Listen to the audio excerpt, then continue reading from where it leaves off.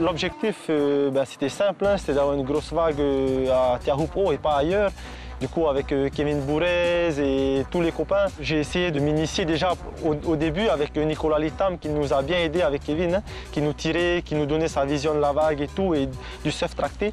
Du coup, je me suis mis à ça et en 2019, un an plus tard, j'ai réussi à avoir une très grosse vague à Teahupoo, hein, pendant les trials.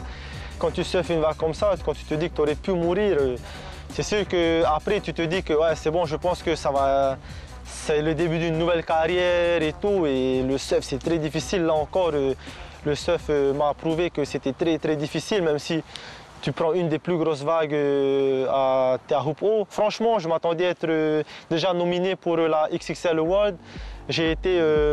Ma vague a été choisie parmi toutes les vagues, mais après, au final, ils prennent les 5 meilleures vagues, je pense.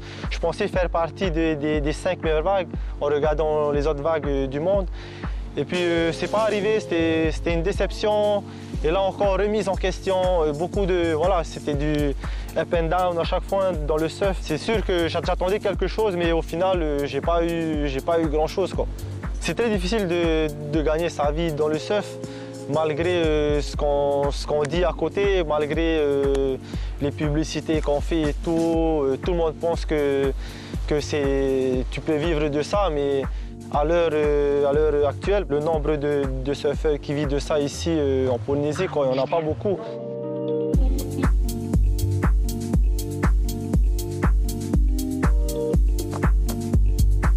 Déjà, mon message que je voudrais faire passer aux jeunes, ça a toujours été la même, hein. C'est vraiment de ne pas laisser l'école de côté.